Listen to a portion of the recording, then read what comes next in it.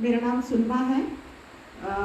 हम लोग दोनों बहनें साइकिला से ही आई हुई हैं। यहाँ आने का जो आशय था वो आज मतलब अभी तक जितने भी लोगों ने जितने प्रयास किए और यहाँ जितने विद्वान जन हैं उनकी सम्मिलित अब तक की यात्रा, मतलब हम लोग यहाँ आकर ये देख रहे हैं कि जितना एवरेज अगर निकाला जाए सबकी एज का, तो उतने सम्मिलित प्रयास एट ए टाइम एक मंच पे सफलता और विफलता दोनों का आकलन यहाँ पे हो सकता है।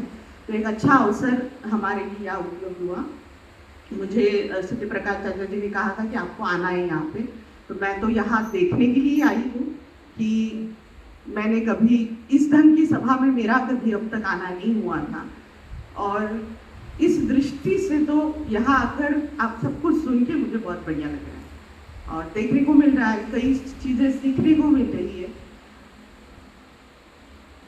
अब तक खुद के जो प्रश्न थे व्यक्ति स्तर से लेकर धरती को लेकर, उसमें से कई सारे प्रश्नों के उत्तर ठीक सटीक जगह से मिल जाए, इसके लिए आप सबकी जो अनुभव जो भी चीजें हैं आप सबकी वो काफी काम आ जाती है। तो इस दृष्टि से मेरा यहाँ आना हुआ है और वही देख रही हूँ, इसलिए आप सबको सुनेंगे अच्छे से। ठीक है ना।